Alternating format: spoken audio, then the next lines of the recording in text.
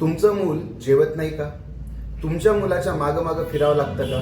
किंवा मग तू जेवण कर असं म्हणावं लागतं का? किंवा मग त्याला रिवॉर्ड म्हणून तू जेवण कर, मी तुला काहीतरी खायला देतो.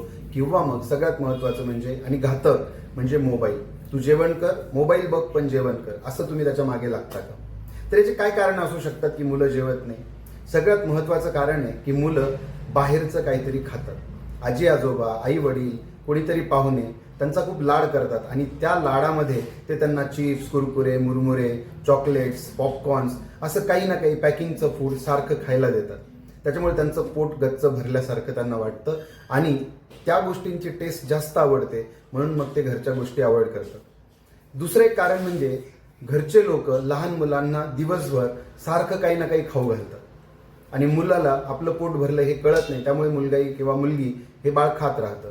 जसं की आपण घरामध्ये पोळी भाजी, दूध, काहीतरी गोड पेढा, काकडी, गाजर, मनुके किंवा घरी असलेल्या कोणत्याही गोष्टी आपण त्यांना सारख्या खायला देतो. त्याच्यामुळे त्यांचं पोट भरल्यासारखं वाटतं आणि मग त्यांना जेवायची इच्छा होत नाही.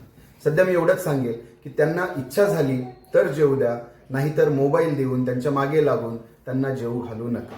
मुलाला भूक लागली तर मुलगा बरोबर जेवेल याची खात्री आहे.